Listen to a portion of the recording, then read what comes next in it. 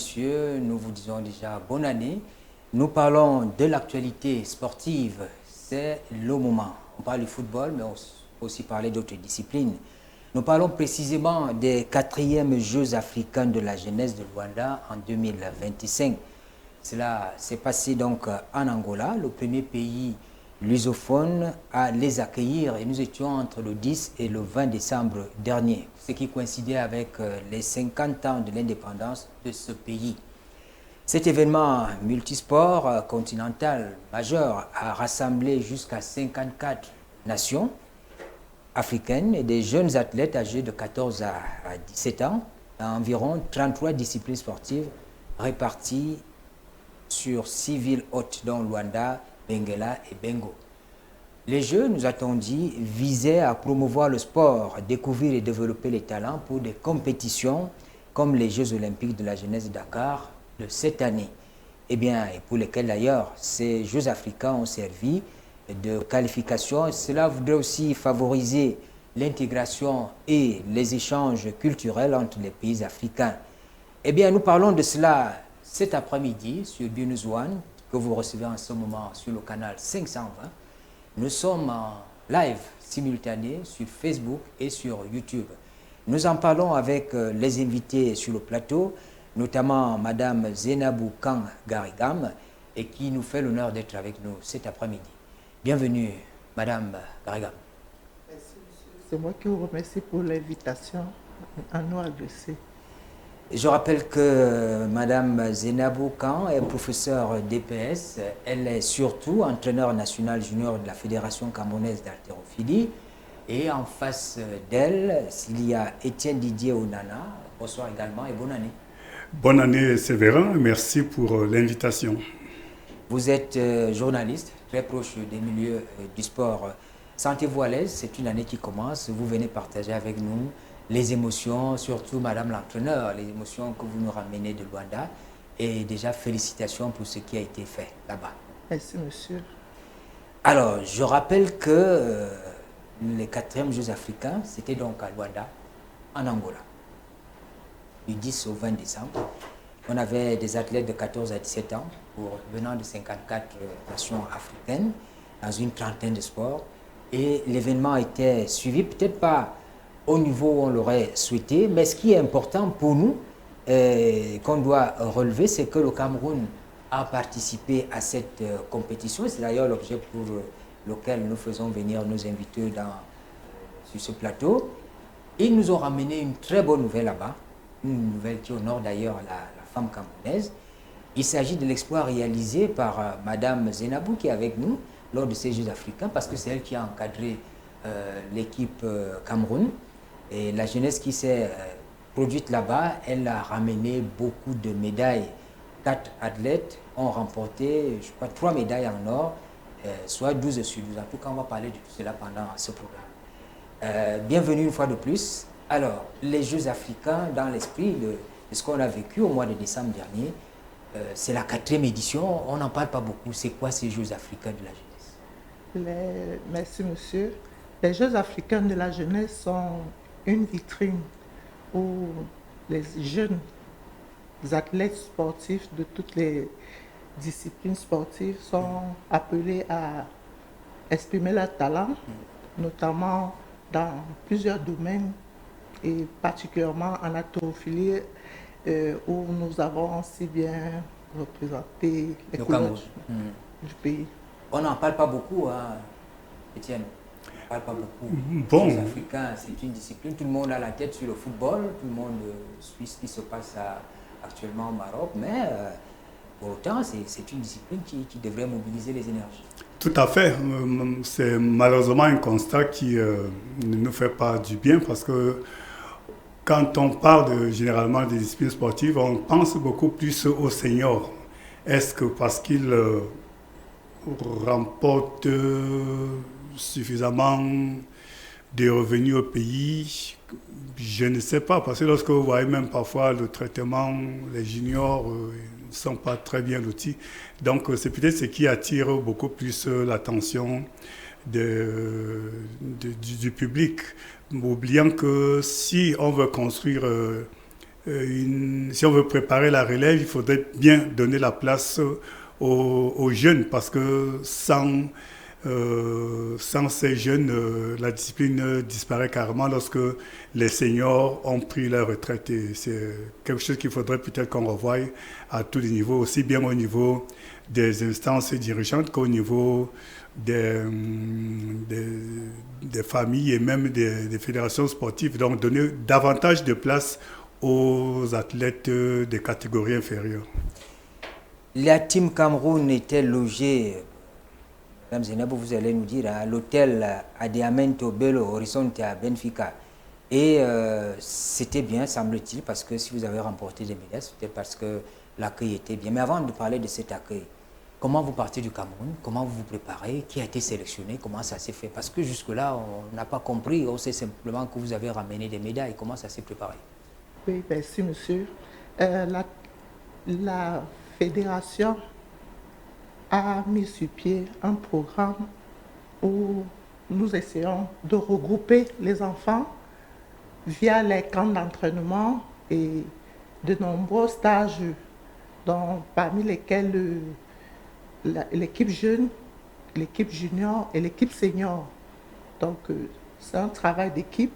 Les enfants ont beaucoup profité de cette préparation déjà fédérale où nous avions des compétitions régulières, notamment le top 20 qui a eu lieu en novembre 2025.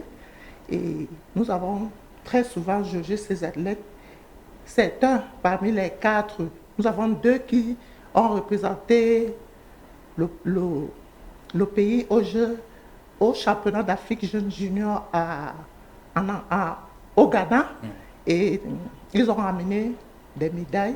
Donc nous savions déjà que nous pouvions compter sur ces derniers. Mais le comité national olympique nous a donné pour cette édition plusieurs places, donc une dizaine. Plusieurs athlètes étaient en lice pour cette compétition, mais malheureusement, le comité d'organisation des 10 Jeux en Angola avait limité le nombre de places à 4, c'est-à-dire 2 filles et 2 garçons. Donc vous partez du Cameroun avec une équipe de 4 personnes? 4 personnes, mais seulement 4 garçons. Pourquoi? Parce que les filles dont nous avions la préparation ne bénéficiaient pas aux critères d'âge. On avait les moins de 14 ans et les plus de 17 ans. Donc d'office, elles n'ont pas préparé. Et nous avons donc eu la chance de les remplacer par 2 autres garçons, d'où nous avions 4 athlètes qui ont pris part à cette compétition. L'haltérophilie, on n'en parle pas beaucoup également. Hein. Je le dis comme ça parce que toutes les énergies, c'est sur le football, c'est sur le volley, parfois c'est l'athlétisme, etc. Oui. Est-ce qu'on a accompagné cette team Cameroun qui s'est rendue à Luanda? Ouais, disons que la team Cameroun d'haltérophilie a toujours été honorée de remporter des médailles à pratiquement toutes les sorties qu'elle fait sur le plan international. Je peux peut-être me tromper, le coach pourra rectifier, mais je crois qu'il n'y a qu'une seule compétition au cours de laquelle le Cameroun n'a pas remporté de médailles cette année. Sinon, toutes les compétitions, pratiquement chaque année, l'haltérophilie remporte des médailles, et ce qui fait que on en parle, mais pas autant que le football. Et lorsque vous faites le regroupement, étant à Yaoundé, étant au Cameroun, vous faites quoi au quotidien? Qu'est-ce que vous leur apprenez quoi? Vous faites quoi? Comment ça se passe? Oui, pendant les regroupements et les camps d'entraînement, nous avons des enfants qui sont mis sur des programmes bien spécifiés, c'est-à-dire semi-technique, technique et mouvement d'arraché, puisque nous avons 2 mouvements olympiques, l'arraché et l'épaulé jeté. Donc c'est tout le temps, ces enfants sont rodés pour pouvoir soulever le plus de charges possible. Parce que l'haltérophilie, soit dit en passant, est un sport de force. Où les enfants sont appelés à porter. Il faut beaucoup manger. Oui, ça aussi, il faut beaucoup manger. Donc, la récupération est très importante sur le plan de l'alimentation, sur le plan du sommeil. Et avant le départ du Cameroun pour l'Angola, le Comité national olympique nous a mis quand même dans des conditions agréables de travail. Les enfants ont été pris en charge à temps. Nous avons bénéficié d'environ 2 semaines de stage bloqué où les enfants étaient logés, nourris. Donc, tout était OK. L'équipe médicale était mise sur place. Les enfants étaient suivis sur le plan médical. Donc, la récupération était optimale. Donc, nous pouvons remercier déjà le Comité national olympique pour cette belle préparation. Et les enfants ne pouvaient qu'offrir ce que... Ils ont reçu pendant la préparation. Merci. Mais ce n'est pas tout le temps qu'on voit les choses se dérouler de cette manière-là. C'est-à-dire que Madame l'entraîneur dit bien que la Team Cameroun a bénéficié de l'encadrement administratif, l'encadrement technique qu'il fallait en amont pour que nous ayons à la fin les résultats que nous avons eus à Luanda. Je pense que ça, c'est encouragé. Jonathan. Tout à fait, c'est encouragé. Vous savez aussi, nous sommes à la fin d'une Olympiade et puis que ce soit au niveau du Comité national olympique, au niveau des autres disciplines sportives, il faut se battre pour présenter un bilan positif qui amènerait les gens peut-être à pouvoir voter l'année qui suit. Donc c'est tout à fait normal que les uns et les autres aient mis suffisamment de moyens. Moi, il faut le saluer grâce aux efforts fournis par le Comité national olympique d'une part et certainement la Fédération camerounaise de l'haltérophilie d'autres. Je crois que les efforts conjugués ont permis à ce que les uns et les autres arrivent à ces résultats. Mais s'il faudrait peut-être déplorer quelque chose, il faudrait davantage que l'on pense au niveau national, au niveau du comité, à doter aussi les fédérations dites de sport mineurs à pouvoir obtenir du matériel qui leur permettrait, dans les démembrements de ces fédérations, pouvoir faire un travail constant et rationnel. Ça fait que la pépinière serait élargie et on aurait suffisamment de personnel à sélectionner lorsque l'on va dans des compétitions internationales comme les Jeux de la jeunesse de décembre dernier.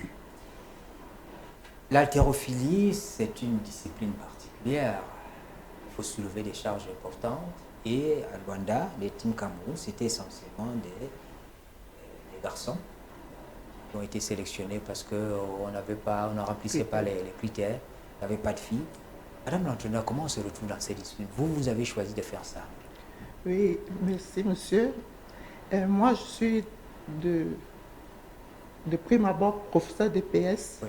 Donc appelé à enseigner ou bien à encadrer dans toutes les disciplines. Et notre choix a été fait sur l'haltérophilie qui était au départ un mythe pour nous, mais chemin faisant... Ça reste encore un mythe pour beaucoup, hein, parce que soulever autant de charges avec l'efficacité, cela se fait avec les filles, avec les garçons. Oui, il faut déjà noter que la technique qui va avec permet de soulever des montagnes si nous sommes assidus. Donc, tout réside sur le plan technique. Donc, nous avons beaucoup appris déjà. Nous remercions monsieur l'entraîneur Mbala qui nous a tenus par la main, l'ancien entraîneur national de l'haltérophilie, qui nous a inculqué toutes ces valeurs. Et chemin faisant, nous sommes arrivés à nous intégrer et à être aimés et à aimer même la discipline, d'où les résultats, parce qu'il y a une symbiose entre l'encadreur et l'athlète qui, au travers de nos conseils, au travers de notre présence, ne peuvent que nous faire plaisir et à eux-mêmes aussi. Nous disons merci à nos à certains encadreurs de clubs, parce que ces enfants sont encadrés dans beaucoup de clubs au niveau national. Et ces clubs disposent du matériel nécessaire pour faire ce Disons travail? que le matériel reste à décrier. C'est ce qui fait vraiment la difficulté particulière que nous... Parce que notre matériel ne court pas les rues. C'est un matériel vraiment difficile à acquérir. Donc nous invitons les pouvoirs publics, dans la mesure du possible, à renforcer ce matériel-là pour que nous ayons davantage de possibilités de détection, d'accompagnement des athlètes pour que les résultats suivent. Alors, il faut détecter les talents. Cela passe évidemment par fonctionnement normal des clubs qui existent, privés ou publics, je ne sais pas trop quoi. Est-ce que dès la base déjà, avant peut-être d'arriver au niveau des résultats que nous avons aujourd'hui, on peut dire que cette discipline, on essaie de la promouvoir d'une manière ou d'une autre sur le terrain à travers les clubs? Bien entendu. Il faudrait dire qu'au niveau, par exemple, de l'haltérophilie, pour nous limiter uniquement à l'haltérophilie, à cette discipline, il y a certains pôles, j'appelle ça des pôles, c'est-à-dire lorsque on parle d'haltérophilie à Yaoundé, c'est le quartier Tinga, c'est le quartier Briqueterie, c'est le quartier Madagascar, et dans la périphérie, on a, pas très loin de chez vous ici, du côté d'Nkonda. On sait que voilà des pôles qui regroupent beaucoup d'athlètes. Pourquoi? Tout simplement... C'est des choix délibérés? Ce n'est pas des choix délibérés, mais c'est difficile à expliquer. J'allais oublier aussi derrière, j'allais oublier le quartier Lonkak aussi. C'est difficile d'expliquer. C'est comme à une certaine époque, quand on parlait de volleyball, on savait que c'était à Messa, à Yaoundé. Donc c'est aussi... oui, mais on le savait parce que c'était le quartier d'une classe sociale avérée. Oui, mais il avait aussi... mais alors que l'haltérophilie, ça peut être peut-être positionné dans des quartiers où il y a des jeunes un peu bruyants. Oui, effectivement. C'est pour ça que quand je cite les quartiers tels que la Briqueterie, vous savez, là-bas, c'est une catégorie sociale un peu... bref, on parle de Tinga. À l'époque, c'était avec une grosse poissonnerie qui avait là-bas, qui encourageait les athlètes et ça regroupait suffisamment de personnes. Donc, lorsqu'il fallait par exemple transporter des charges, on faisait appel entre guillemets aux gros bras et à force de permettre à ces gros bras, même comme aujourd'hui la thérophilie ne se définit plus seulement par des muscles, oui, avec la diététique. L'entraîneur disait qu'il y a une technique à la base qui fait que ce que nous voyons là, ça peut être facile pour certains. Tout à fait. Et puis là, la diététique, les moyens modernes de travail, ça fait en sorte que tout ça a baissé. Donc, la thérophilie, à Yaoundé, par exemple, c'est ces quartiers-là et ça fait que beaucoup d'athlètes, quand un enfant grandit, il voit son père ou son grand frère ou sa sœur pratiquer cette discipline, aller l'accompagner aux entraînements, cette personne prend goût petit à petit et cette personne a un certain âge, elle se dit, je vais faire ce que papa fait, je vais faire ce que maman fait, je vais faire ce que grand frère fait. Donc, c'est comme ça que la relève commence à se préparer. Maintenant, les coachs qui sont assez volontaires se disent, OK, lorsque j'ai besoin des athlètes, je ne vais pas chercher loin, je récupère ceux qui accompagnent leurs grands frères, leurs parents, et c'est comme ça qu'on commence à les initier. La direction technique nationale qui s'amène aussi apporte sa touche. Et lorsqu'on a des jeux comme l'édiction organisée par le comité national olympique, et là je tire un coup de chapeau une fois de plus à cette instance fêtière du sport camerounais, ça amène les jeunes à pouvoir se mesurer entre eux. Et lorsqu'il y a des détections pour des compétitions internationales de catégorie jeunes, par exemple, on s'est dit qu'on ne cherche plus très loin, on fait avec ce qu'on a. Donc voilà ce que je peux apporter comme élément de réponse. Allons-y donc à Luanda. Vous vous préparez au Cameroun, vous partez du pays confiant que vous pourrez remporter au moins une médaille, au moins, mais vous en ramenez 4. Quand vous arrivez à Luanda, comment ça se passe? Merci, monsieur. La préparation, comme nous l'avons si bien dit, était, on ne peut plus... Au top. Ouais. Et quand nous sommes arrivés à Luanda, l'accueil y était aussi le chef de mission a vraiment mis les petits plats dans les grands. Nous avons été accueillis et logés dans un hôtel vraiment pas... Là, il n'y avait rien à dire. Les enfants avaient tout au sein de cet hôtel. Maintenant, pour s'entraîner, pour préparer la course, ou bien vous allez faire les entraînements ailleurs? Justement, le problème s'est posé au niveau de le site d'entraînement parce qu'il fallait, pour la deuxième fois, se déplacer pour aller au site d'entraînement qui était plutôt au Dream Space. Donc, nous avons fait 2 hôtels avant de compétir. Faute de matériel, la compétition a pris un retard parce que initialement nous devions compétir du 15 au 19 décembre et la compétition a plutôt eu lieu du 18 au 19. Donc il fallait à chaque moment revoir les séances d'entraînement parce que on a 4 catégories au départ.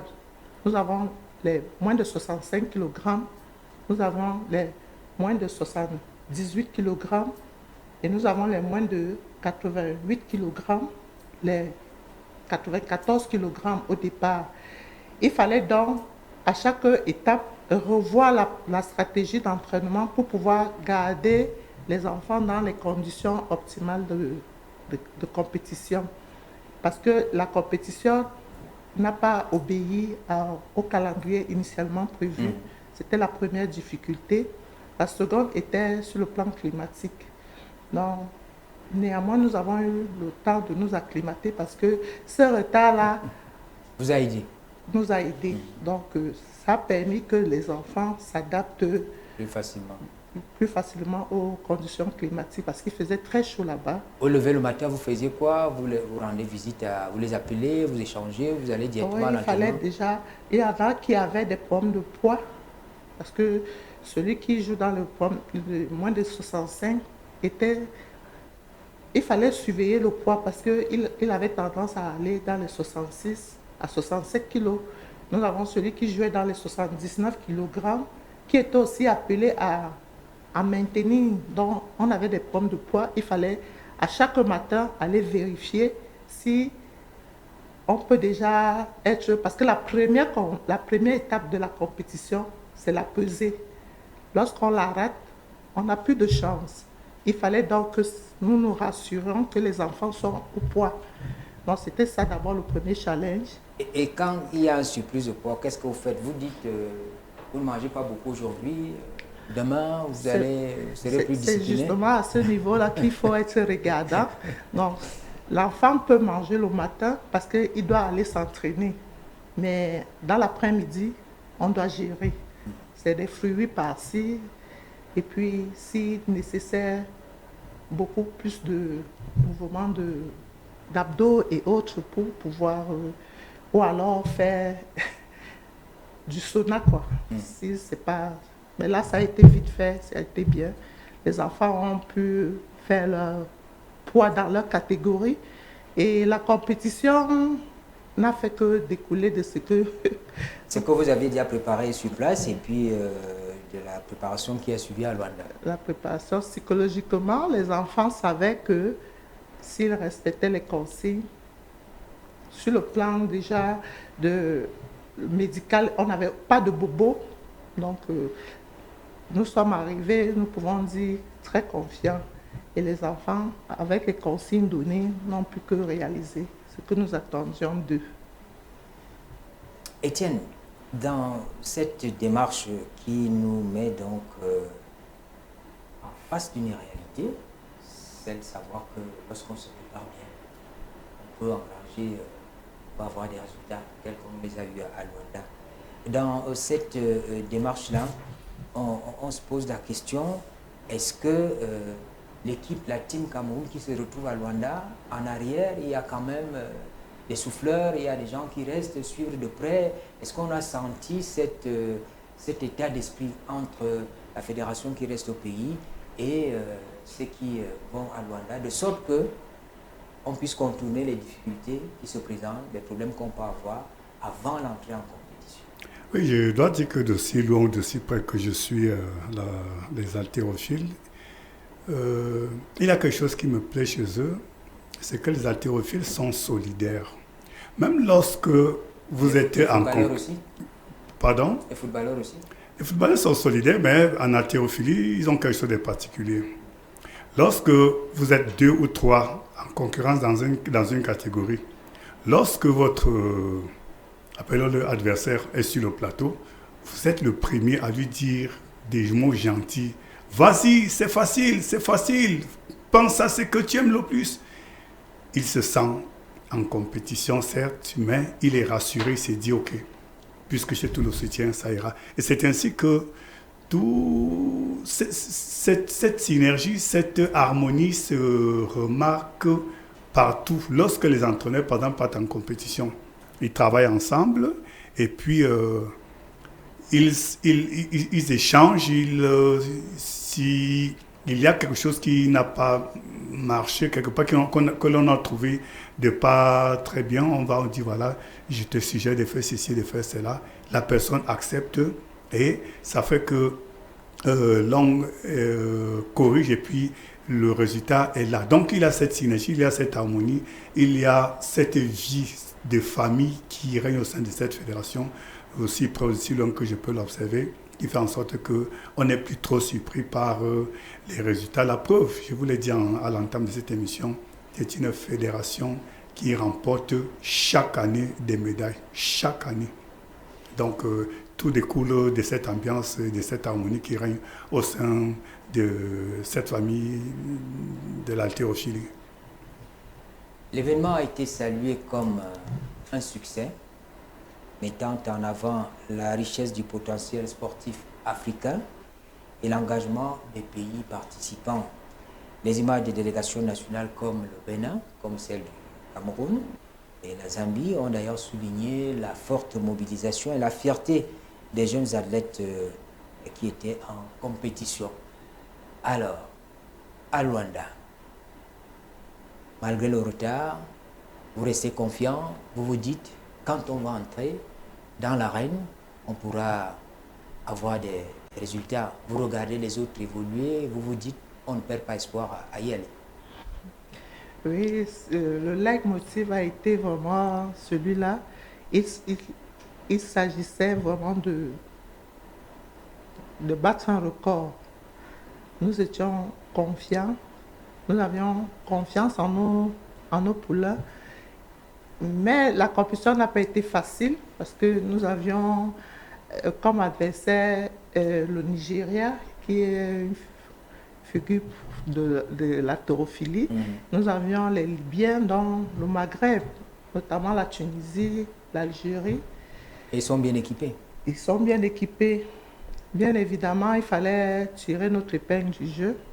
Les enfants, vraiment, félicitations à eux, ils se sont très bien comportés. Surtout ceux qui prenaient part pour la première fois à une compétition internationale. Une compétition d'envergure comme ça. D'envergure, vraiment. Un premier essai, c'était un coup de maître, chapeau à eux. Et nous avons, comme monsieur vous l'a si bien dit, et notamment les résultats, 12 médailles possibles. Sur les 12, nous avons eu 12 en or.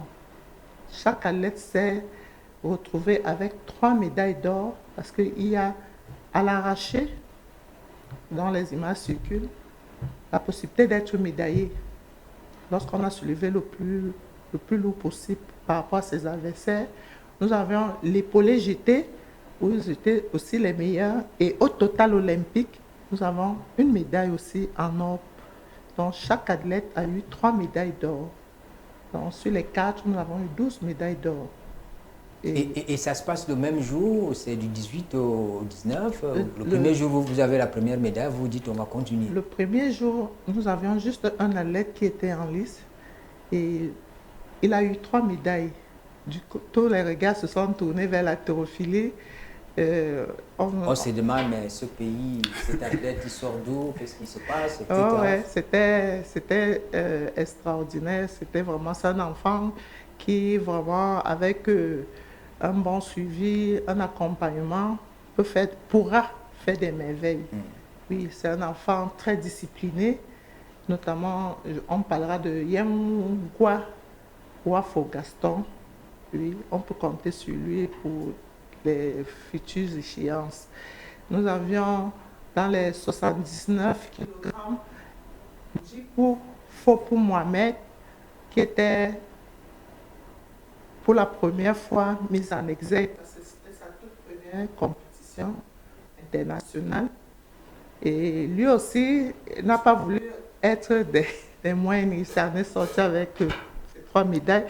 Mais la difficulté aussi, c'était sur le dernier jour de la compétition où, étant seul entraîneur, j'avais 3 enfants qui devaient passer sur le même plateau au même moment. Et la taurophilie, ce n'est pas que soulever les charges, c'est aussi un problème de tactique. Il faut regarder ce que son adversaire se prépare à faire et se chauffer en fonction de son adversaire. Et nous n'avions pas, n'eût été les compétitions auxquelles notre président, nous lui disons merci, nous a fait prendre part. Sinon, l'expérience nous aurait manqué parce qu'il fallait surveiller les 3 athlètes, savoir comment préparer les uns après les autres pour que personne ne passe après sa compétition. Donc, j'ai dû faire appel à mon kiné pour pouvoir me donner un coup de main parce que je me retrouvais seule sur la scène. Notamment, même, j'étais la seule dame comme encadreur. Dans les autres, c'était des messieurs et vous imaginez un peu, c'était pas évident. Donc, je dis merci à ma partenaire, la kiné, Madame Inama, parce qu'à un moment donné, je lui mettais la pression, il fallait que... Est-ce qu'elle comprenait quelque chose par rapport au travail? Elle a fini par comprendre. Elle est obligée de s'y mettre. Donc, l'esprit gagnant des Camerounais, lorsqu'ils se retrouvent, on s'adapte, il fallait s'adapter. Et c'était la seule façon de faire parce que le premier jour, on n'admet pas quand vous avez un seul athlète qui passe, vous n'avez la possibilité que d'être 2 entraîneurs auprès de lui. Donc, j'ai dû faire appel à un athlète qui m'aidait dans la préparation de la compétition, vous voyez. Donc, nous profitons de l'occasion pour demander à ce que pendant les compétitions, dans la mesure du possible, que nous ayons au moins un renforcement sur l'encadrement technique. Parce que c'est là, vraiment, c'était pas évident. Mais bon,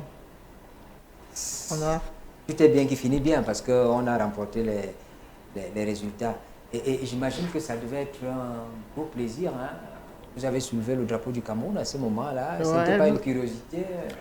Bien entendu. Trop d'émotions. On a chanté l'hymne du pays 4 fois. Et nous avions le 2e jour le chef de mission avec nous, toute la délégation. Nous avions le directeur de sport de haut niveau à qui nous disions, le représentant du ministre. Donc, ils étaient auprès de nous, ils ont motivé les enfants. Nous leur disons merci pour ce passage. C'était vraiment de l'inédit. L'île m'a chanté 4 fois successivement. Et surtout le dernier jour, c'était 3 fois. Le dernier jour, c'était 3 fois que l'hymne a résonné. On a enchaîné, vraiment. Qu'est-ce que ça fait en Camerounais à ce moment-là? Est-ce que vous dites au pays, est-ce qu'on est fier, vous êtes fier plus que tout le monde? Comment vous vous sentez à ce moment-là? C'est vrai, moi, je n'ai pas été là-bas, mais j'essaie un peu d'imaginer parce que, pour la petite histoire, moi, j'ai bénéficié en Europe une fois des retombées de la bonne prestation de l'un notable à la Coupe du Monde de 1990. Donc, lorsque vous voyez ces athlètes chanter l'hymne national parce qu'ils ont remporté une médaille en or, je vous assure, il y a un frisson qui vous traverse sans que vous ne le vouliez et des larmes qui vont couler sans que vous ne le sachiez quand est-ce qu'elles ont commencé. C'est une joie indescriptible et je crois que... Et Madame l'entraîneur a partagé cette joie-là? C'était trop d'émotions. Vous pensiez au pays, vous vouliez y rentrer absolument, vous disiez au moins dans ma carrière professionnelle, je laisse des traces.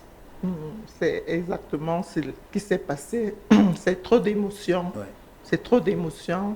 Nous étions à- au bord des larmes.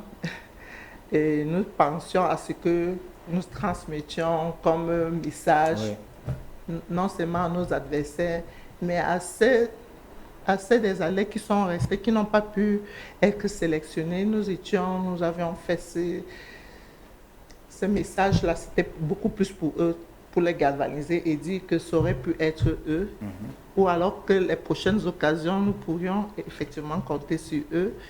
Donc, c'était trop d'émotions. Ah, ils ont raison, ceux qui pensent que le sport, c'est une activité fédératrice. À ce moment-là, on oublie qu'on vient de l'extrême nord, qu'on vient du sud, on est camerounais, on se partage les mêmes émotions. Je pense qu'il faut davantage promouvoir le sport. Bien entendu, le sport est le meilleur ambassadeur d'un pays. Je ne vais pas vous demander de regarder ce qui s'est passé à côté de nous après la fin du premier tour de la Coupe d'Afrique des Nations. Vous voulez parler du Gabon? Je ne voulais pas le citer. Pourquoi pas? C'est une Donc vous savez, donc vous voyez, un nouveau dirigeant qui arrive, il se dit pour ma première CAN, il faut que je fasse au moins le deuxième tour. Alors vous vous retrouvez, excusez-moi l'expression, avec 0-0. Vous sortez au premier tour, même pas un point. Vous voyez ce que ça fait. Or, peut-être qu'il avait des investisseurs qui pouvaient venir se dire, mais tiens, avec l'embellie qu'il y a dans ce pays, qu'est-ce qui se passe au niveau du sport?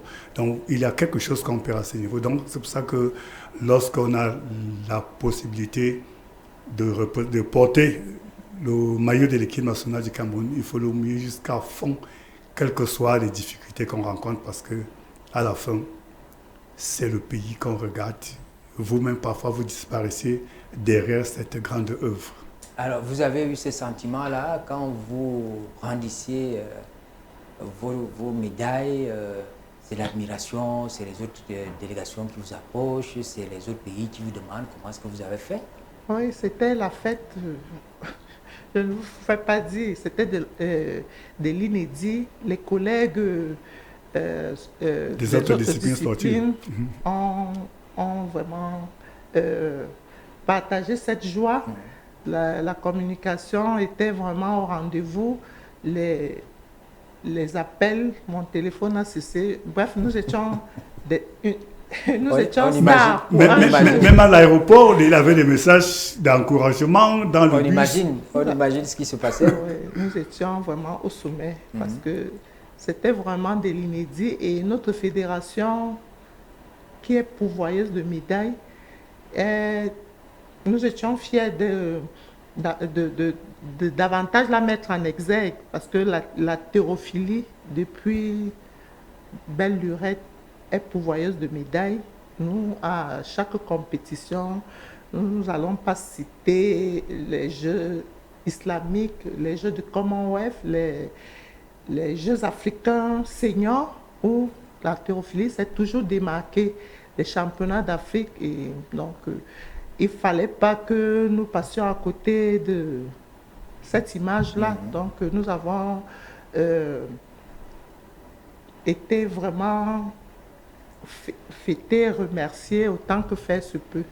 Donc, à cette occasion-là, j'imagine, dans d'autres disciplines, on parle de gâteaux. Est-ce qu'on approche nos athlètes? Est-ce qu'on approche les membres de la délégation, l'entraîneur que vous êtes? Est-ce qu'il y a des discussions de cette nature-là? C'est-à-dire qu'on cherche les meilleurs? Non, nous avions des athlètes jeunes. Il fallait les encadrer. Nous avions l'encadrement. Oui. Donc, c'était des athlètes jeunes. Ils n'avaient pas le droit d'être peut-être contactés à qui que ce soit, parce que nous avions, ce sont des enfants pour nous, moins de 16 ans, 14 à 16 ans, c'est pas là-bas que ça devait se passer. C'est peut-être les seniors, oui, mais les jeunes, non.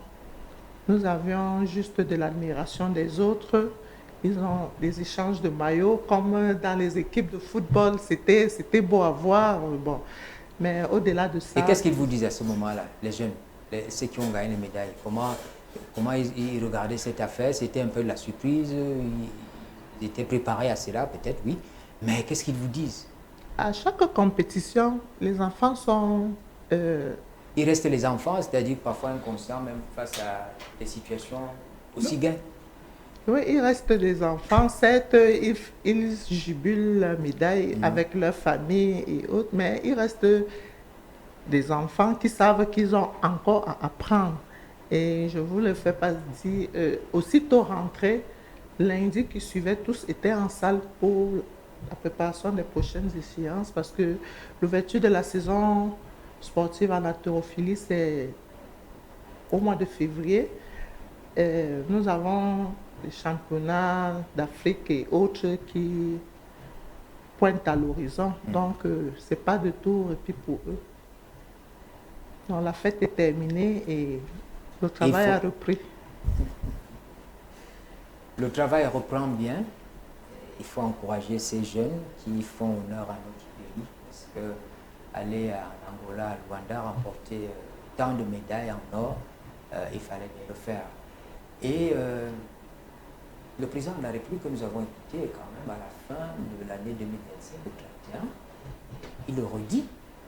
Il fera tout pour que la promotion des jeunes, la promotion des femmes puisse avancer, que les jeunes puissent participer à la gestion des affaires publiques d'une manière ou d'une autre. Et voilà une catégorie qui offre donc, qui doit mener les tenants du pouvoir à continuer à implémenter ce qu'ils ont décidé de faire.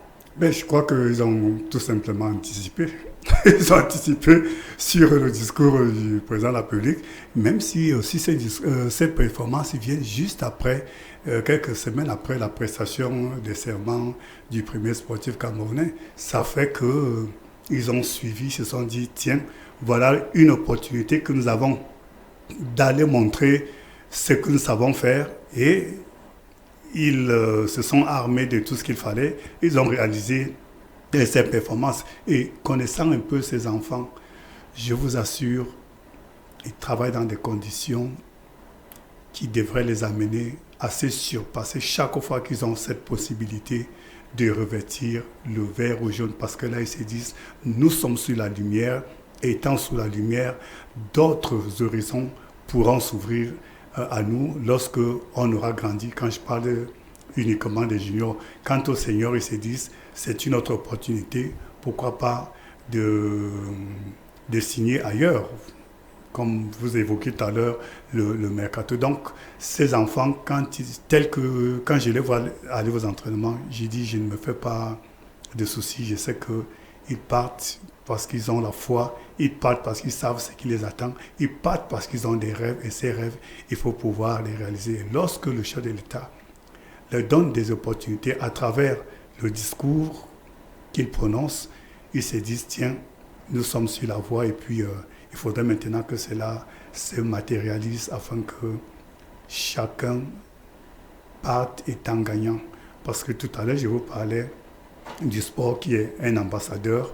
Je crois qu'à ce niveau, que chacun se dise, nous sommes fiers d'être Camerounais et nous avons remporté ceci. C'est l'image de notre pays qui reste. Lorsque le coach parle, par exemple, des athlètes qui échangent les maillots, qui échangent des contacts téléphoniques, c'est pas fortuit, c'est parce que leurs adversaires les apprécient, tout comme eux aussi, ils apprécient ce que les adversaires font. Et entre eux, athlètes, ils échangent souvent des méthodes de travail au-delà de cette adversité qu'on peut revoir lors des compétitions.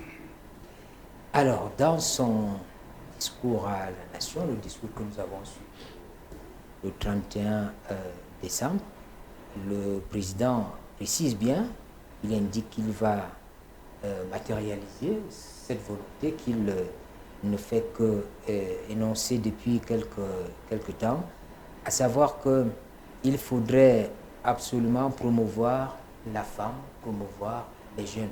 Madame l'entraîneur, est-ce qu'on peut compter sur les femmes qui sont dans la théophilie? Est-ce que les femmes excellent dans ce domaine? Vous êtes déjà entraîneur, vous avez ramené les médailles, est-ce qu'il y en a d'autres? D'autres entraîneurs comme moi, pas beaucoup, mais nous avons une directrice technique nationale qui se bat à ce que cette discipline soit davantage mise en exergue. Notamment, elle le fait dans la détection sur le plan scolaire. Nous avons la vulgarisation de la discipline à chaque édition, par exemple, de la fête de la jeunesse. Lorsque nous avons une opportunité comme le 8 mars, elle fait des descentes sur le terrain. Donc, la détection est l'un des points essentiels de la direction technique nationale. Et nous avons tout le temps des formations, des recyclages au niveau des entraîneurs, de l'arbitrage. Donc, à chaque édition, nous faisons l'effort d'aller dans une des régions du pays pour pouvoir vulgariser la discipline et notamment attirer, pourquoi pas, d'autres femmes dans l'encadrement technique. Donc, nous avons des femmes qui veulent s'y mettre, qui sont à leur début, mais qui ne sont pas encore expérimentées. Oui, qui n'ont pas encore de l'expérience. Oui. Et maintenant, les enfants, ils ont eu ces médailles. On va saluer les prouesses réalisées, on va saluer tout ce qui a été fait là-bas. Lorsque on nous dit qu'il faut promouvoir la femme, d'une manière générale, sortons un peu de l'haltérophilie, est-ce que dans le domaine du sport, les femmes sont aussi à promouvoir là-bas? Oui, je dirais oui. Le Comité national olympique, c'est pas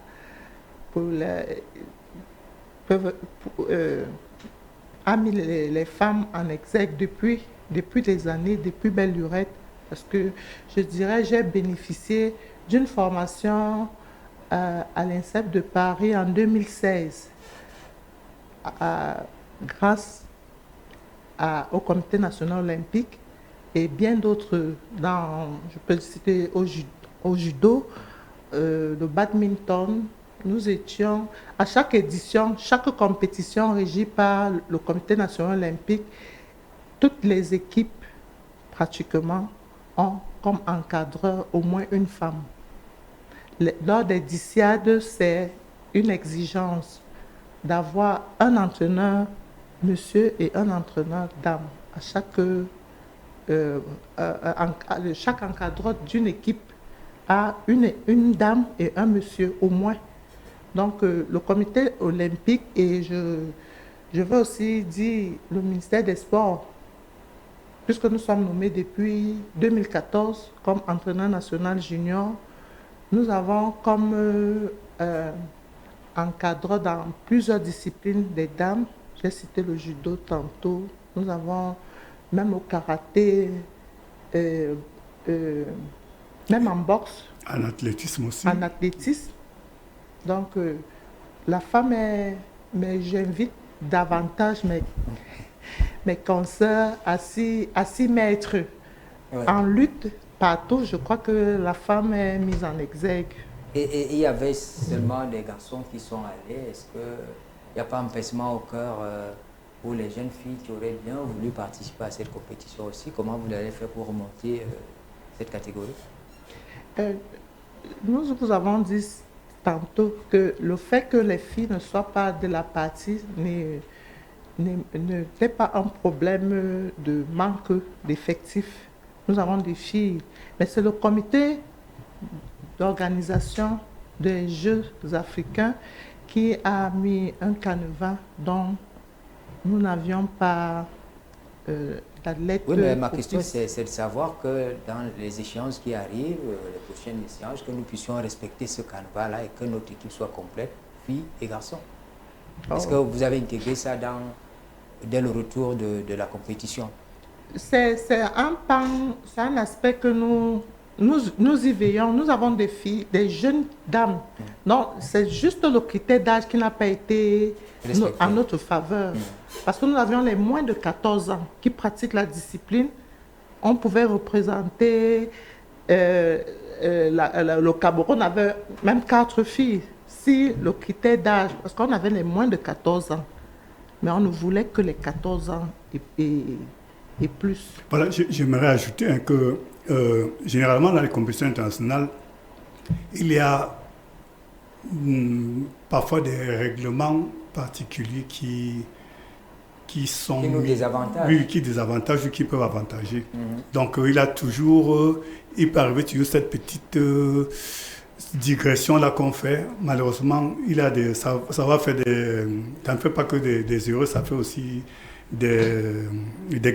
ça crée aussi des grincements dedans. Et j'aimerais aussi revenir sur la promotion du sport par les femmes. Il faudrait saluer une de nos consoeurs de la télévision nationale qui a un concept qu'elle anime depuis un certain nombre d'années, les Miss Lyon. Miss Lyon fait la promotion du sport féminin et chaque année, il faut élire la meilleure Lyon indomptable. On quitte les arènes sportives pour la valorisation de l'être humain, la valorisation du quotient intellectuel, la valorisation de la culture, bref, tout ce que la tête sait faire en dehors de monter, de descendre sur les arènes sportives. Ça fait que ça amène d'autres femmes à se dire, mais tiens, on peut faire ceci et on sera valorisé. Donc, je crois que s'il y a des initiatives qu'il faudrait encourager et d'autres qui pourraient aussi naître, si ce genre d'initiative il en avait chaque fois, je crois que les femmes auraient davantage la possibilité de se mettre en valeur et la personne qui serait la plus contente, c'est tellement le premier sportif camerounais, il faut aussi seulement dans le domaine du sport. Ah oui, il faut dire que dans ce domaine-là, le Cameroun excelle quand même. Nous excellons.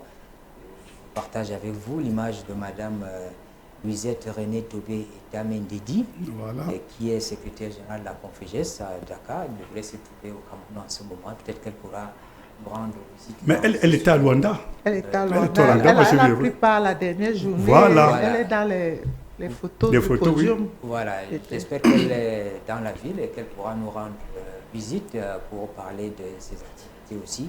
C'est déjà l'image de la promotion de la femme camerounaise qui se bat pour se hisser au sommet de ces organisations internationales, au sommet de la vie mondiale.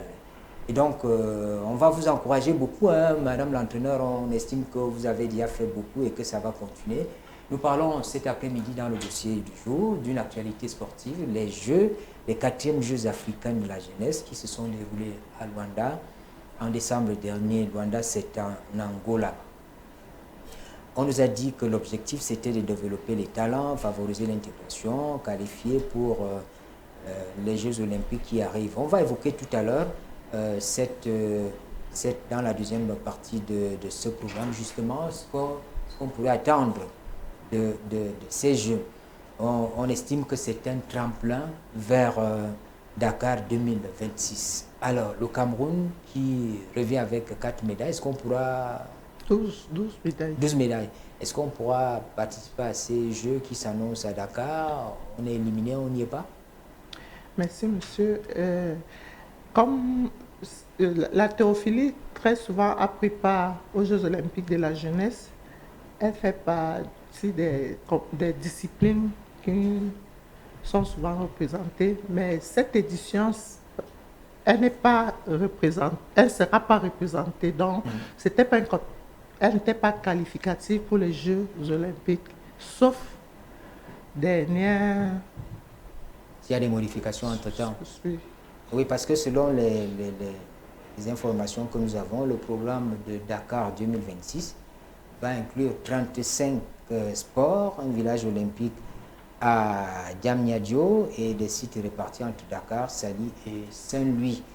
Les délégations présentes en Angola, certaines ont préparé cette échéance continentale et internationale. Les Jeux olympiques de la jeunesse de Dakar 2026 se tiendront, quant à eux, du 31 octobre au 13 novembre 2006. Vivement que les données puissent changer et que le Cameroun puisse participer, parce que ce serait une bonne chose aussi d'aller hisser le drapeau du Cameroun. Tout à fait. C'est notre souhait. C'est notre souhait. Tout à fait. Alors, Madame Zenabou, si on revient donc sur les échéances futures, parce que c'est le passé, hein, on a vu les médailles, il faut maintenant regarder l'avenir. Pour vous, l'avenir se conjugue avec beaucoup d'espoir, vous le regardez avec beaucoup d'espoir, vous vous dites, si on s'organise mieux, peut-être qu'on pourra avoir, on peut aller au-delà de 12 médailles la prochaine fois. Merci. Nous sommes davantage dans l'optique de faire mieux que ce que vous avez fait en 2025. Oui, parce que les enfants ont pris cette compétition comme exemple. Pour d'autres, c'est une source de motivation. Cela veut dire que les éditions antérieures, les 3 précédentes éditions, n'avaient pas eu beaucoup de médailles? C'est sur le plan de la participation. Les éditions précédentes, notamment les Jeux de... la 3e édition des Jeux africains, nous avons, je crois, juste 3 participants. Et on avait des médailles, mais pas autant en or. Qu'à Luanda. Oui. Je crois que nous avions environ 6 médailles là-bas, mais pas autant qu'à Luanda. Je pense qu'il y avait 2 médailles d'or, si je ne me trompe, peut-être, et 4 en bronze. Et cette édition, nous avons 4 athlètes et 12 médailles d'or. Nous estimons qu'avec des encouragements, un bon encadrement, le soutien des pouvoirs publics et, si possible, le matériel renforcé, parce que notre matériel ne coupe pas les rues. Ce n'est pas comme un ballon de football qui est accessible à tout le monde. Donc les clubs sont dans le besoin sur le plan du matériel. Donc nous faisons un clin d'œil au ministère des Sports par rapport à cette discipline qui a davantage besoin du matériel pour que même dans les autres régions, nous puissions pratiquer vraiment l'haltérophilie. Et les enfants sont vraiment motivés. Nous avons des parents qui viennent maintenant vers nous, alors qu'auparavant, c'est nous qui allions vers les parents. Donc, ils savent... Parce qu'ils savaient que ça s'est limité à soulever les charges. C'était des préjugés. On avait beaucoup de préjugés. Maintenant, on se rend compte que la jeune fille peut faire de l'haltérophilie dans son base et pouvoir enfanter, se marier et tout. Donc avant, c'était tellement de préjugés. Maintenant, nous avons des jeunes filles comme Eyenga Bossigaël et bien d'autres qui sont des mères d'enfants. Ndifa Raïssa, Momeni Adèle, elles sont nombreuses. Donc, les jeunes filles, les jeunes garçons, et on avait parfois tendance à penser que ça rapétissait sur le plan de la taille. Pourtant, ça développe plutôt. Et beaucoup d'autres disciplines viennent prendre un peu en haltérophilie pour aller, comme en volleyball, la muscu de l'haltérophilie, elle est vraiment particulière. Et avec le modernisme, l'accompagnement et tout mais ce que nous demandons, c'est davantage de place lors des compétitions internationales, parce que c'est ce qui décourage parfois les athlètes dans la pratique, parce que nous avons, comme en début de saison, nous aurons une 50aine d'athlètes, toutes les catégories confondues, mais lorsqu'il faudra représenter le pays, on aura à peine 8 places. Vous voyez un peu la difficulté, non seulement à faire une sélection qui ne va pas frustrer d'autres ou bien les décourager, parce que quand un enfant voit que c'est limité, il a tendance à se décourager. Donc, Madame l'entraîneur, vous avez évoqué tout à l'heure une question qui m'a semblé intéressante et très importante, la question de la détection des talents. Parce que si nous voulons continuer, il faut peut-être compter sur ceux qui sont là maintenant, mais préparer déjà dès le bas âge ceux qui pourront relayer la catégorie actuelle. Alors la détection des talents, c'est à partir des clubs, c'est dans les familles, il faut commencer par où? Mais la détection commence dans les clubs et je dirais même dans les familles. Dans les familles parce que lorsque vous amenez votre enfant, vous accompagnez à l'entraînement, il va se dire, mais ce que papa fait, ce que maman fait, pourquoi moi aussi je ne pourrais pas le faire? Donc c'est déjà un premier pan.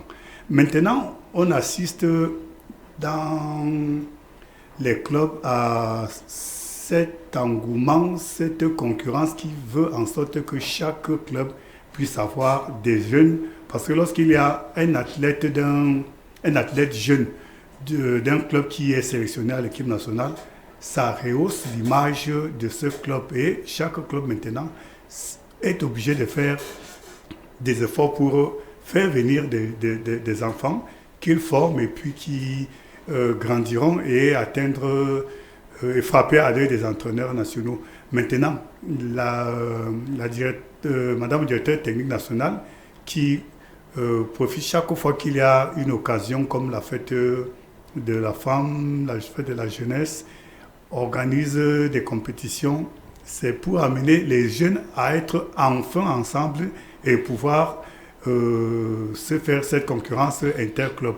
Et il y a beaucoup d'autres clubs qui, lorsqu'ils ont un peu de moyens, organisent des challenges internes et invitent des clubs amis, des clubs frères, pour permettre à leurs athlètes qu'eux, ils encadrent, de pouvoir se mesurer aux autres. C'est comme ça que progressivement, ils gagnent en confiance, ils découvrent la compétition, ils découvrent la concurrence et puis un beau jour, ils se retrouvent au firmament comme ceux qui ont fait honneur au Cameroun il y a quelques jours.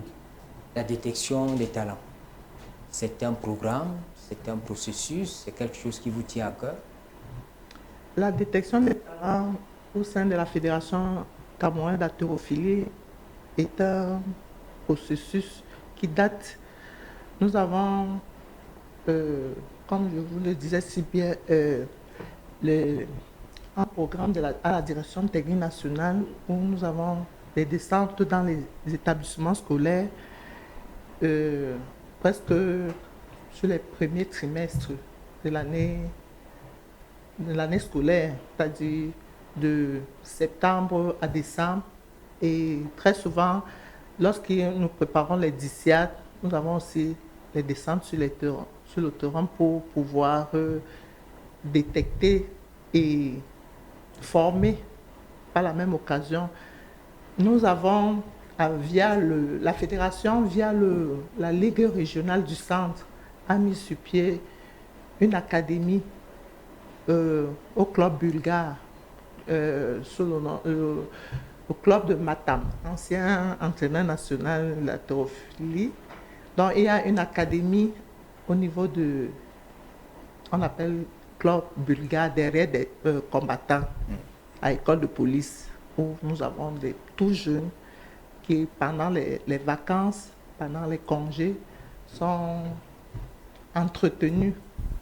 Et c'est ces jeunes-là qui, d'ici peu, nous pouvons vous certifier en toute honnêteté que nous aurons des haltérophiles de haut niveau, si Dieu le permet.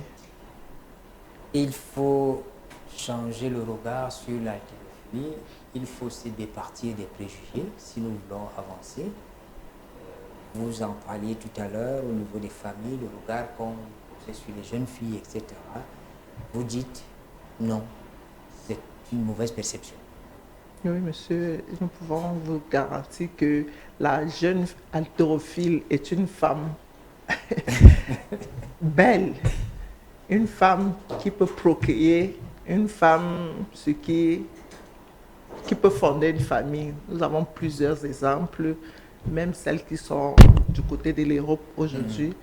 Donc, la jeune haltérophile peut enfanter. Nous avons celles qui sont scolarisées même. Dolo Matam, actuellement, elle a 17 ans et plus. C'est une qui était pressentie pour les Jeux africains, mais seulement parce qu'elle avait déjà 17 ans. Elle n'a pas pu prendre... Non, elle ne répondait pas aux critères d'âge. C'est une jeune étudiante actuellement. Elle a eu son bac l'année dernière. Donc, toute haltérophile, notamment la dame, la jeune fille, peut pratiquer sans tabou, sans embâche, la discipline et rester femme. Donc nous invitons les jeunes de toute catégorie d'âge, sexe confondu à venir vers la pratique parce que en haltérophilie, vraiment c'est la femme épanouie. La femme s'épanouit vraiment et voilà ce que nous pouvons dire. Alors, il faut bien qu'on cite les noms de ces braves Camerounais qui nous ont fait honneur avec des performances acceptables, des performances très élevées. On va dire félicitations à Foko Ndjipou Mohamed, 79 kg. On va dire, il a eu 3 médailles en or. 3 médailles en or. Madame Sanjay David Hercule, 94 kg. Il a eu également 3 médailles en or. On va dire félicitations à Simo Fom Kevin Ronaldo, 94, plus de 94 kg, 3 médailles en or également. Et enfin, à Yemgwa Wafo Gaston, 65 kg, 3 médailles en or. C'était un plaisir de les avoir ce jour-là, de voir ce qui s'est passé. Madame Zenabou Kang Garekam, professeure DPS, entraîneur national junior de la Fédération camerounaise d'haltérophilie, et Étienne Didier Onana, journaliste proche des milieux du sport. Il ne nous reste plus qu'à vous dire merci. Merci d'avoir honoré l'antenne d'News One en venant partager avec nous les émotions que vous avez ramenées de Luanda, notamment la Team Cameroun que vous avez conduit et qui nous a fait tant de bonheur. C'est nous qui vous disons merci pour cette belle vitrine que vous nous avez offerte pour parler de notre chère discipline, l'haltérophilie. Merci. Bonne année à vous. Oui, revenez à chaque fois que vous avez dit, c'est un peu cela, c'est-à-dire que nous sommes ouverts à toutes ces idées innovantes, à tout ce que les Camerounais font et qui puissent faire grandir l'image du Cameroun. Voilà, moi j'avoue que j'ai la chair de poule où je suis là. Vous n'y croyez pas? Je vous assure, je sais le faire sans flagornerie. Et je crois que concernant l'haltérophilie, vous pouvez être sûr que vous serez informé chaque fois qu'il y a une activité. Vous aurez toutes les informations possibles. Je crois qu'il y va de la promotion de la discipline. Oui. Et si on ne le fait pas, c'est la discipline aussi qui meurt. Puisqu'on n'en parlera pas, et si on n'en parle pas, on ne saura pas que Mme Zenabou est certainement entrée dans l'histoire comme étant la première entraîneur à remporter 12 médailles en or dans une compétition. Ça ne court pas les rues, hein? Ah, ça ne court pas les rues. Ailleurs, on dirait qu'elle entre dans le livre Guinness, des records Guinness jusqu'à présent, en attendant qu'une autre personne puisse faire de même. Ça, vous nous avez donné une bonne vitrine. Je crois que je vous remercie tout simplement, d'où l'émotion et cette chair de poule qui traverse actuellement. Félicitations Madame Zenabou, vous êtes très modeste, hein? Quelqu'un d'autre il aurait pu faire beaucoup de bruit. Félicitations pour ce travail qui honore le Cameroun. Merci aussi. Mesdames, Messieurs, c'est la fin de cette édition du dossier du jour. Nous parlions des Jeux africains, la 4e édition qui s'est déroulée donc au Rwanda, je l'ai dit, au mois de décembre dernier. Le Cameroun est rentré de là avec 12 médailles en or. Félicitations à nos têtes et merci à vous qui êtes venus nous parler de cette compétition. Merci également à vous qui prennent la peine de nous regarder. BNews One, c'est sur Canal Sat, canal 520, ne l'oubliez pas. Nous sommes également sur notre page Facebook et la page YouTube. Bonne suite des programmes et à bientôt.